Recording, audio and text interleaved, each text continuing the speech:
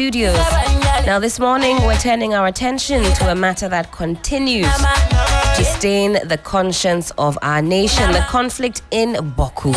Now for years, this historic town has been a hotspot of violence, fear and instability, where chieftaincy disputes have snowballed into deep-seated ethnic divisions and security emergencies.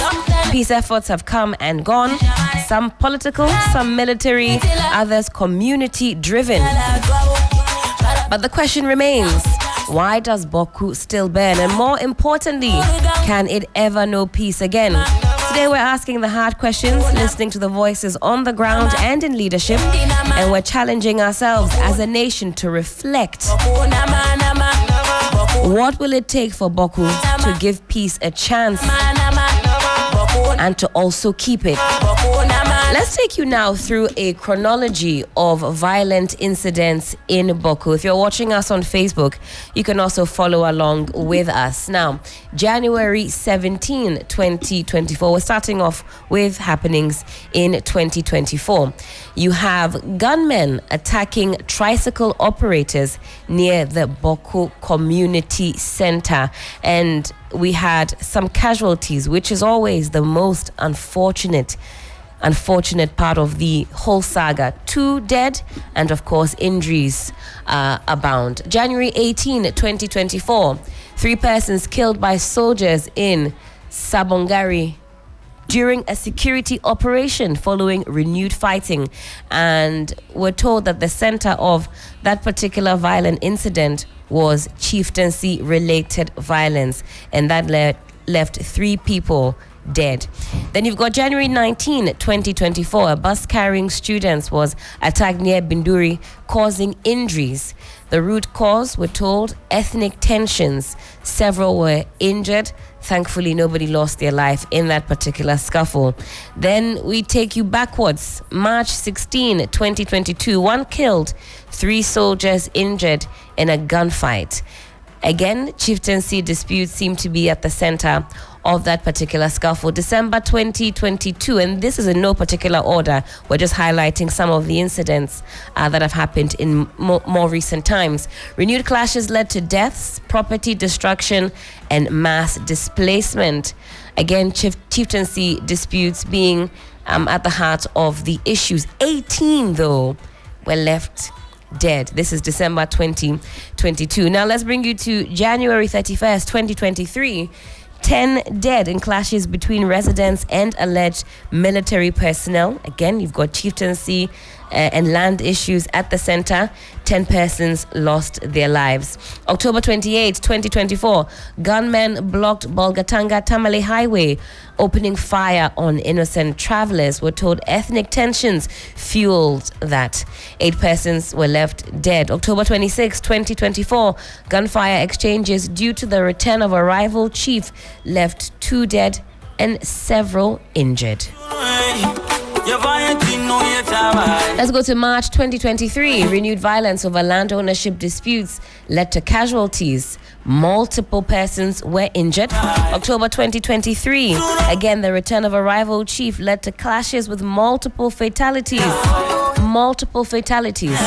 December 2023. Chieftaincy-related violence led to deaths and displacements. We can't put a number, though, on the number of people that lost their lives. January 2022, clashes over chieftaincy issues resulted in casualties. Multiple people injured in that incident.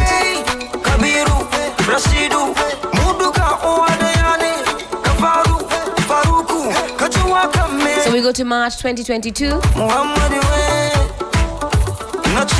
Again, gunfights between security forces and unknown assailants in Bawku. We gather that the root cause was a security incident, and there were casualties on both sides. December 2021, renewed clashes resulted in several deaths and a curfew in the area. You know that curfews are quite frequently renewed in the Bawku area to maintain peace and order.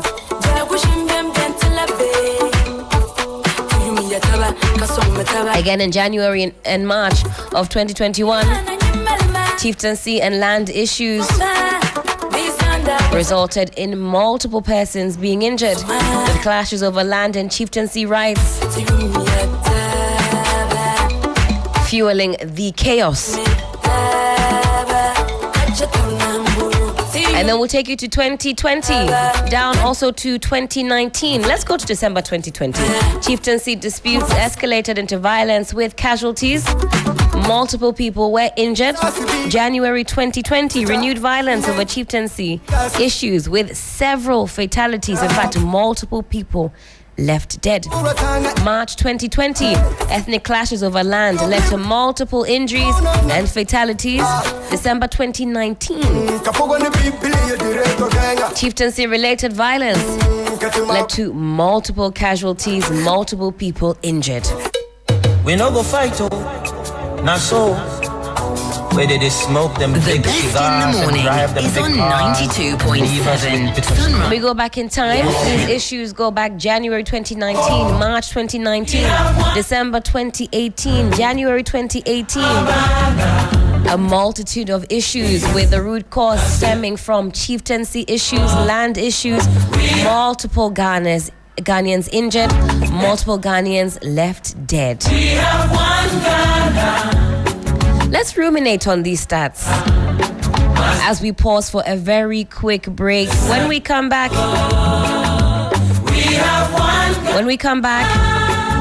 we'll get into the meat of the matter. This is still 3FM Sunrise on 3FM 92.7. Don't go anywhere. This is a matter that concerns you and I.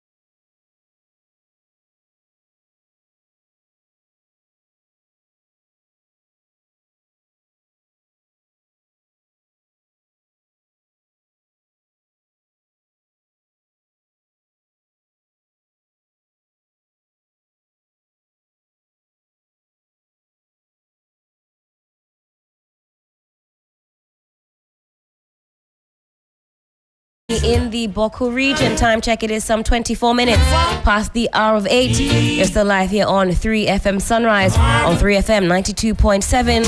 And we're zooming into our big conversation this morning. Can Bawku ever give peace a chance?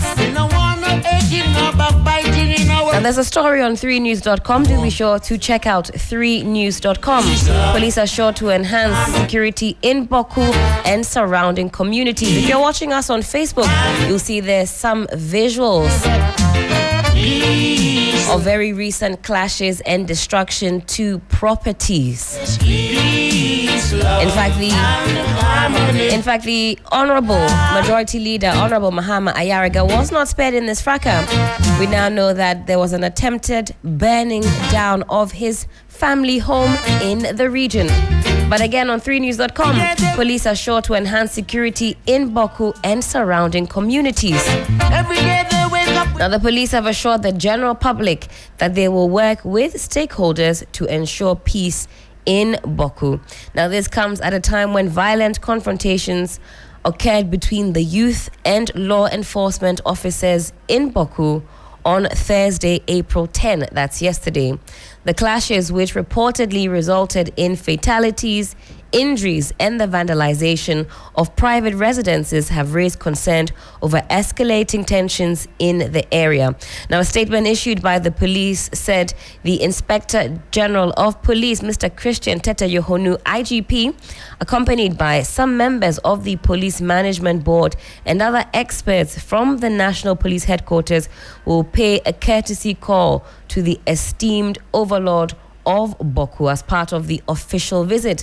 Now, during the visit, the IGP and his team will hold consultations with the Overlord of Bawku and seek his counsel and support as the team works together with other stakeholders to resolve some misunderstanding between the youth groups of the town and the police, which resulted in violence on April 9th, 2025. Now, the Ghana Police Service remains committed to working with all key stakeholders to enhance security in Bawku and its surrounding areas. Meanwhile, the Minister for Interior has, on the advice of the Upper East Regional Security Council and by executive instrument, reviewed the curfew hours imposed on the Bawku municipality and its environs in the Upper East region from 6 p.m. to 6 a.m. The review took effect on Wednesday, April 9, 2025. A statement issued by the minister said there is a total ban on all persons in the aforementioned communities and their environs from carrying arms, ammunition, or any offensive weapon, and any person found with any arms or ammunition will be arrested and prosecuted. Now, the Member of Parliament for Bawku, Mahama Ayariga, condemned the violent confrontations between the youth and law enforcement officers in Bawku. The clashes, which reportedly resulted in fatalities, injuries, and the vandalization of his private residence, have raised concerns about escalating tensions in the area. Now, in an official statement issued while on an assignment outside the country, Mr. Ayariga expressed deep concern over the loss of lives and the attempted burning of his house. Shortly, we'll attempt to connect with our Upper East Regional Correspondent, Castro Sengela, for some better particulars.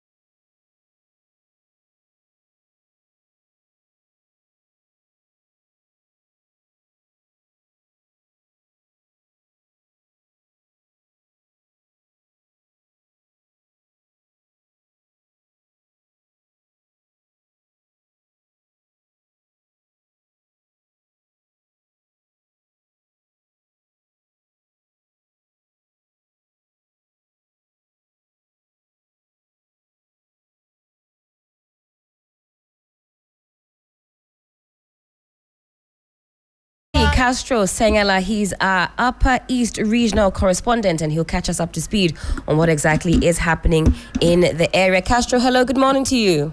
Hello, good morning, Helen. How are you doing? By the grace of God, how are you doing? How is the rest of the team doing? Everybody is doing fantastic, although we're very concerned with what is happening in Bawku, especially given what has transpired over the last 48 hours. So do tell us, describe the current mood in Bawku, and is there a genuine interest in peace from the people? Right, Helen, once again, a good morning to you. Yes, Bawku is very calm as we speak now because there's been a lot of deployment of fire security. Briefing is concerned in the area. We've had in the last couple of hours, we've had a lot of men from the police and the military being deployed to the town to ensure that it is safe for civilians to go about their duties. And as to whether the civilian population in Bawku are concerned and really want to genuinely have peace return to the ones with back and business hub of the region. Yes, I continue to engage residents as and when I am able to, and I get the impression that yes, a lot more of them want peace to reign. There have been a few concerns of security brutality. There have been a few concerns of impartiality from government access and security access. But in all, the concerns of residents is that the state and its access should be able to sit with the two factions and bring find an amicable solution to this, because it appears the town which was once a very big business town is beginning to bear the brunt of all the excesses of the conflict. For instance, businesses are living, folding up, banks are living, and even water and electricity sometimes get affected. And for that matter, they feel that there's the need for peace to reign so that residents can grow their town once more. The children can go to school, they can go and seek healthcare when there's a need. They will have that liberty to roam about the town without being restricted. Now, what are some of the most common frustrations or concerns that the locals express regarding the conflicts and the attempts at resolution? Helen, the most, topical concern is the inability for residents to move about the town like they used to. I remember back in the days when we used to go to Bawku, stay there for like a week and do stories, award-winning stories. That is not the case now, not for us, but for residents as well. A resident who used to live somewhere within the town, one suburb, and could roam to the market and do whatever they want to do and come back peacefully without any worry, cannot do that again. They can't move around.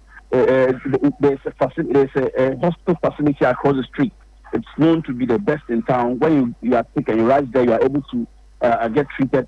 But because of the conflict and because of the fact that there's been this sharp division, you can't cross over to that facility, that hospital facility, to get yourself treated. That is a major concern. And also there's the concern of the fact that they are not able to trade. Bawku is known for, a robust trading, economy. It has two borders, one to Togo and one to Burkina Faso. The Bawku enclave is a very rich place.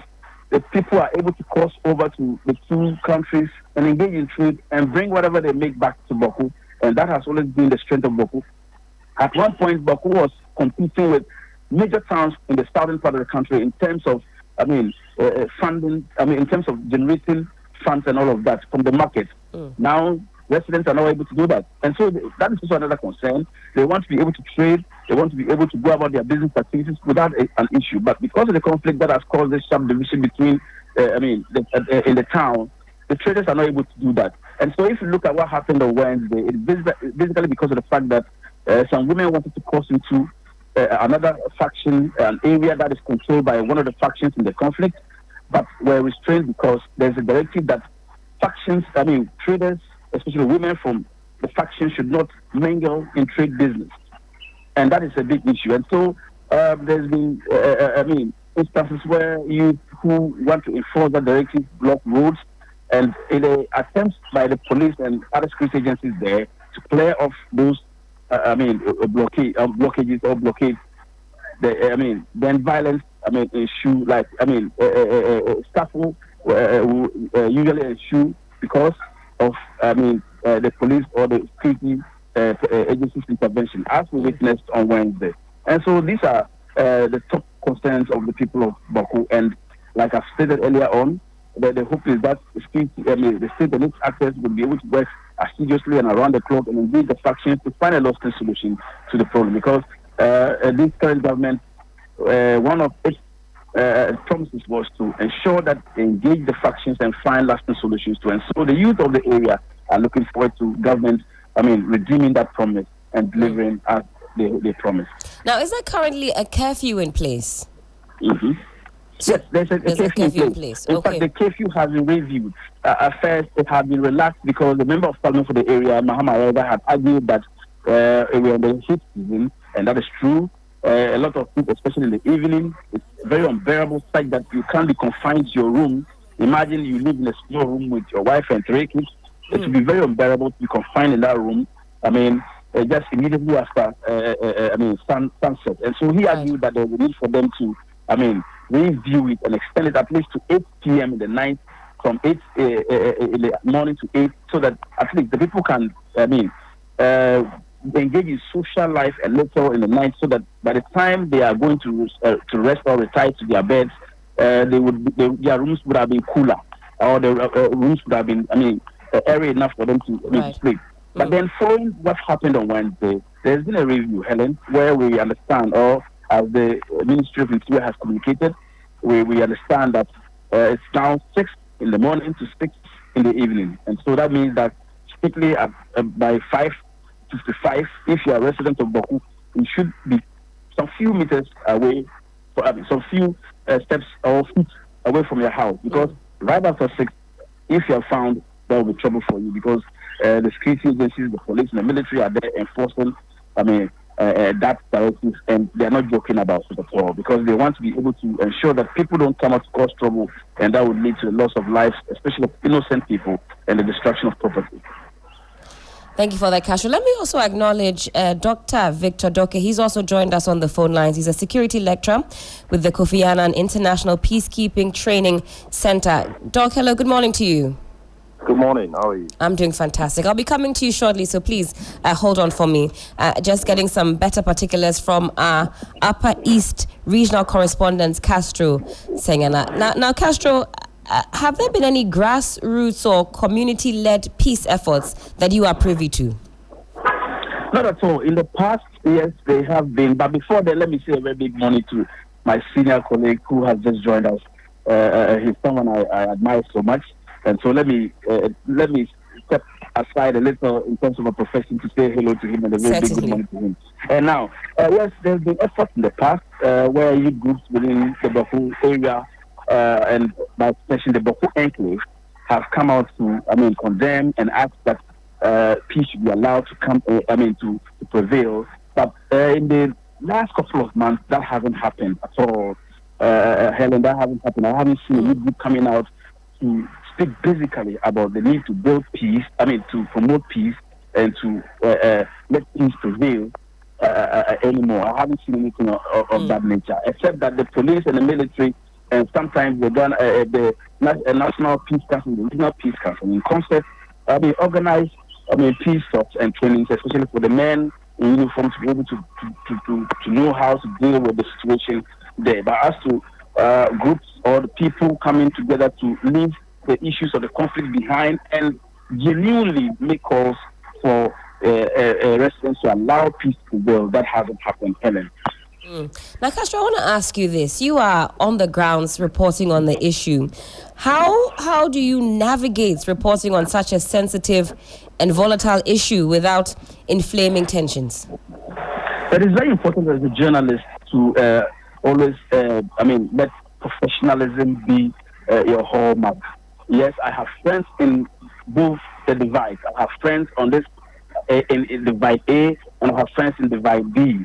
I have sources in this, divide A, and I have sources in divide B. But at the end of the day, it's always important as a journalist to be very professional. Don't be too emotional, or don't be emotional about issues. Report the facts, and most importantly, because of the fact that I have reported on issues of conflict and crime and by the grace of God, I have been awarded nationally and recognized. I have been able to step on that to build this very good rapport among the top hierarchy of the police and the military, both regionally and at a national level. So whenever I come across information, the first thing to do is to run checks with these, state security agencies to get true facts on the ground. And before I go, ahead to report, I don't crave to be the first to break. No, I ensure that I report the true facts and nothing else but that. And also, when issues come, especially concerns are being raised from the other side, I try as much as possible to listen, I report, and when the other faction feels that they've been slighted and they also bring their concerns, I don't hesitate. I publish them as well. And so, Helen, that is what has helped me. And as I speak now, I have been able to stay within, the middle, and I report what it is. And it's really interesting to know that I am able to go to one faction and speak to the people there, and when I'm done, they escort me to the other faction who received me well, and also I speak to them, and they bring me back. And the first group will take me and see me off, and they have no issues whatsoever. Simply because I have been able to stay true to my profession, and I've shown that I am professional at it by always cross-checking facts and making sure I report the right thing, and not wanting to be first to break and end up getting issues. This is basically what I've been doing, and by the grace of God, we're moving, and we're hoping that we go far. And Helen, quick one. I'm hoping that in the future I'm able to go back to the classroom where I would pursue deeply issues of security and become like my senior colleague who has joined me, Mr. Doctor. Absolutely. Now, talk about fact-finding and being able to liaise between the two factions. When you speak to both sides, is there a consensus on what the root cause is? And in fact, what is the root cause? What do the locals say is the actual issue? Why are we fighting? Helen, that is a very tough question. Yes, if you speak to the various factions, everybody wants to appear right. That is one distinctive thing in all the engagements I've held with them. All of them want to appear right. You have to learn the art of listening to all of them, and I've been doing that over the years. But the truth is that this one wants to let you know that he's right. They are the true owners of the land, of the skin, right. Of the they are the true owners, or they are the owners of all of the skin. They should be made chiefs. When you speak to B2 says the same thing. But Helen, what has changed is that there have been a lot of issues. There have been a lot of excesses from all of this. Where someone feels that because his relative has been caught up in a shooting and has died, he has to, make sure that he, carries to pay for that. And so a lot of issues have come. Someone who has lost his wife through a shooting feels that no, he won't let that slide. He has to do this to also engage in another attack to ensure that he pays for it, and right. he feels that he has done his best for his departed relatives. And so that is basically the whole thing. But when you speak to them, everybody thinks that they are the true owners of whatever it is. So you just have to listen and report their concerns. And when the other side calls you, do the same thing, and hope that the state security actors are listening and they are taking note of what they are raising. And when there's time for them to act, they put that together and are able to come out with initiatives and policies that would help to bring the situation under control. Castro, we're grateful for your time this morning. Thank you for keeping us abreast with the latest happenings in Bawku. Do stay safe and enjoy the rest of your weekend. Thank you very much, Helen. That was Castro Sengela. He's our Upper East Regional Correspondent in the thick of things. Security lecturer Dr. Victor Doke is still on the lines with us. Doc, hello, good morning again. Good morning. So we were just speaking with Castro, and he's painted a picture of what Bawku is looking like this morning. At least he says it's a bit peaceful this morning, but we know that over the last 48 hours or so, Bawku has been boiling. I asked him about what both factions say is the root cause, and he says it's centered around land issues and chieftaincy issues. But from a security and conflict resolution perspective, what are the key root causes of the conflict in Bawku, from your perspective, that continue to defy peace efforts? Thank you very much. So, as Castro, so I'm continuing from where Castro left off. Sure. Because he has already given the details. Now, when you talk about root cause of a conflict, normally it's embedded in history. And per the history of the two ethnic groups in Bawku, Mampus, and Kusasi, every side has its own narrative of the history. But the main issue is about chieftaincy. And when you have the chieftaincy, you control the land.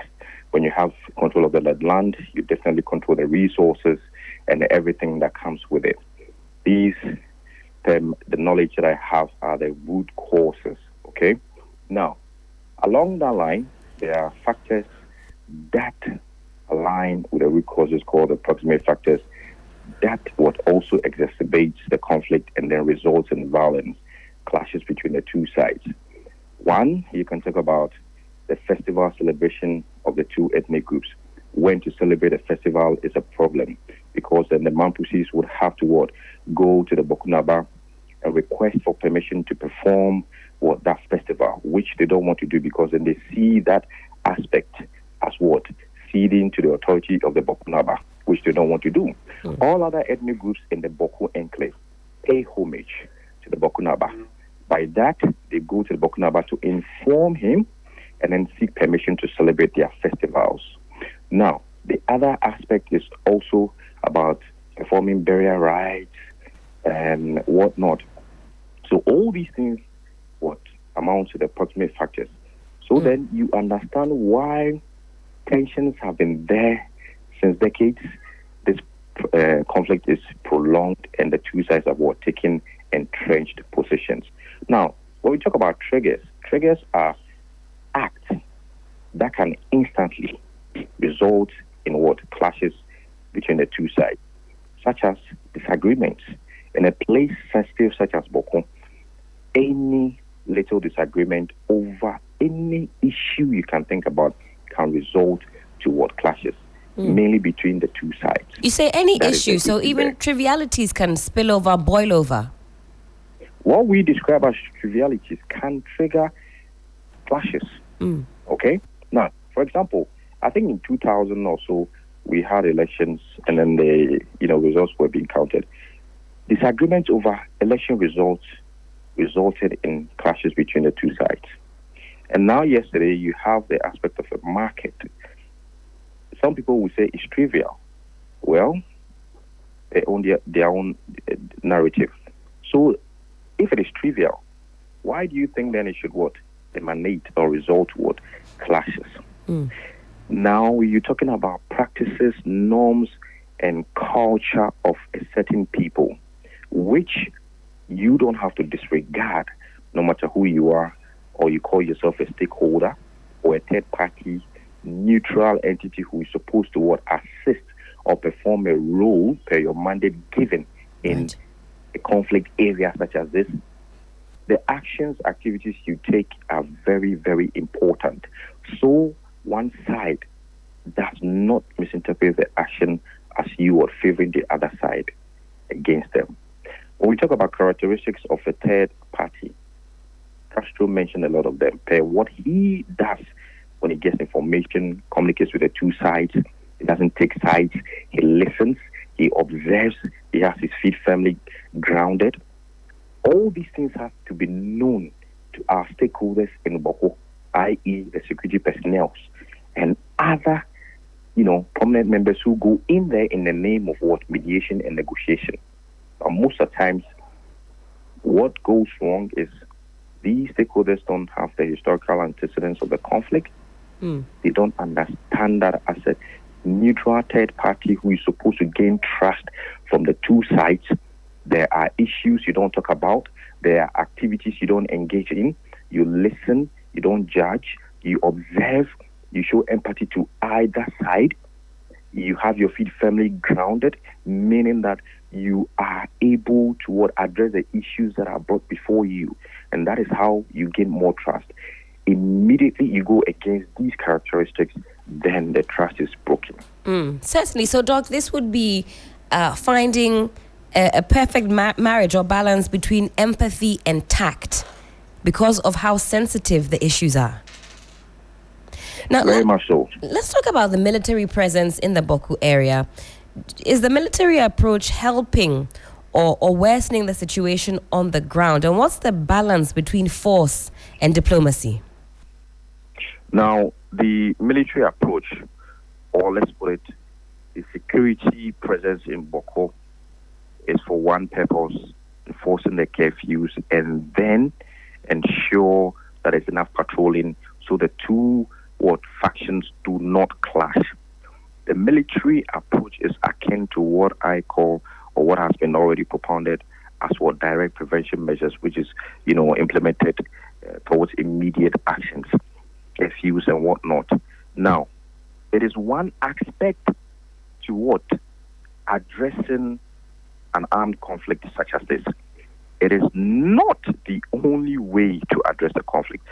There are other ways to address a conflict, i.e., you engage the two sides in mediation and negotiation. You have a local grassroots committee that will take up some of the issues and address themselves. You are talking about stakeholders who have to come in, and not just any stakeholder. Stakeholders who are trusted and who have enough knowledge and depth and capacity to address the issues. Okay? Now, the difference between force and diplomacy. Normally, when you have a situation like this, security forces go in there. They are also expected to have capacity building in preventive diplomacy or in the area of prevention, and then know how to even communicate with the people, with either side, because your lack of communication or better communication can also lead to inflamed of passions and then result to violence. Right. In the aspect of using force, it's only when the humanitarian crisis in the area is getting worse off. People are being killed indiscriminately, houses are torched, farms are being burned, and all of that. Attacks on the personnel themselves by armed groups, then you can use some minimum level of force to calm the situation down. But by and large, in a situation such as this, an inter-ethnic conflict such as this, we are always encouraged to use preventive diplomacy, which entails in negotiation and mediation. But I think what has been the challenge or the problem, and we are still having these issues, is we've not been able to address the proximate factors. As for the root cause, which is chieftaincy, when you go and ask the two sides, they'll tell you their perspective. And the Kusas used to tell you, anybody who says they want the chieftaincy, it's non-negotiable. Per their narrative, they have sorted it out in the courts. The courts ruled and it's over. When you have the opportunity to ask the Mapusis, they'll tell you what is left is the chieftaincy. And this is not just saying, this is a fact based on research that I conducted in the area. Now, this aside, you have proximate issues that have contributed to the dynamics that have changed in Bawku. What happened in Narulegu on February 13th or so, 2023, the rival chief. How do you also handle that? Okay, so you have one issue about having to let one side agree that for the chieftaincy, you can't have it because of A, B, and C. And then you have another issue that has compounded it, a rival chief. And then you have other issues such as the festival celebrations, the funerals, and whatnot, also compounding the issue. Stakeholders need to pick these items and address them one by one. Now, the only thing in Bawku, per the mandate of the overlord, is to have a performance of a traditional rite, the burial of the Oklo stick, which will signify the end of the conflict. And I'm hoping the two sides will all raise this when they meet their eminent kin in negotiations and mediations, processes with them, for them to know how to go about it. This process some time back was supposed to, be implemented, but then one side opted out because they said it wasn't their culture. What then can we do? Okay, this is what stakeholders need to be asking. What other alternative do you have with regards to performing this right? Because we want the two of you to coexist. You can't say you are taking out one person, one ethnic group out of the area. It doesn't happen. They have intermarried. They have what? Coexisted for a long time. That's right. All you need to do is to what? Find a common ground and then bring the two together. And this is what they've brought up. This is their tradition. And you, the third party, mediator or negotiator, have to work with this interest or needs or wants that they have proposed to you and see how best you can facilitate for the two sides to come to an agreement. This has been also challenging because then you have these options coming in and then the third parties are somewhat tired. The CSOs who were there before are not there anymore because of what? Depletion of funds, prolonged nature of the conflict. They are essentially tired. But by and large, the political will has been shown by the president to see the issue addressed. Right. If they can pick on these issues that many of us are talking about, I think they can do something. Now, Doc, I wanted to ask, what have been the most effective peacekeeping or mediation models globally that Ghana could possibly adopt for Bawku? If anything like that exists that you think we could transplant to help our own situation? Well, there is, for what I know now, they are using everything they are doing in Bawku, what translates to what you can do in the international space with regards to peacekeeping and conflict prevention or conflict resolution and management, meeting the two factions, okay? Having curfews in place, it's there, and showing that the two sides do not clash, ensuring coexistence and whatnot, bringing in eminent persons like that, Santehene, the ministers going in there, the IGP going in there. So everything is going according to the book as we know in the conflict resolution spectrum. But then there will be challenges. Now, are we involving the grassroots very much in this situation? We still have the Bawku Ethnic Peace Committee. Now, they comprise of every representation of the ethnic groups in the area, and then have the Berlin Warsaw Development Agency builder as their peace building facilitator. So that NGO leads facilitations with regards to peace building. The committee themselves engage, come up with modalities. For example, they came out with an early warning system called the alert call system. So when you hear issues going in one aspect, they call their members there to find out and then try and move in there to what resolve the issue. This was one of the mechanisms they were using to curb the violent attacks and then the tensions in the area. For some time now, the committee has not been working because of what? Capacity. They don't have the capacity. Even talk about an office for them to work in, mobility, resource. You see, they need to have capacity building here and there about negotiations and mediations and whatnot. It's not happening. And let's talk about the state institution mandated for conflict resolution, the National Peace Council. We all know, okay, last year, even when they came out with challenges for funds, I don't know what they are doing now, but they need to be resourced and to undertake risk assessments. They need to go on monitoring and evaluation to assess the situation and know where they can implement measures. Okay, that would foster coexistence. As it is now, the issue is all in the hands of His Eminence again, and to rope in the other stakeholders who I would entreat to give the maximum support, because you're talking about a prolonged conflict that is draining our resources. That's right. So these are the aspects that we need to look at. But so far as, the conflict resolution and management prevention spectrum is concerned, they are going according to the books. But one thing I would like to say is the stakeholders who are mandated to engage the two sides from the state or central government side need to ensure that they remain neutral as much as possible. To gain the trust of the people, you need to implement policies or mechanisms that seem to be fair and neutral and not support one side. Doc, thank you so much for your time this morning and for putting some more flesh on the bones for us. Dr. Victor Doke is a security lecturer with the Kofi Annan International Peacekeeping Training Center, speaking to us there about our topic today. And we were asking, can Bawku ever give peace a chance? Prior to that, you were also listening to my colleague Castro Sengela, our Upper East Regional Correspondent. We cry for peace. The best in the morning is on 92.7 Sunrise.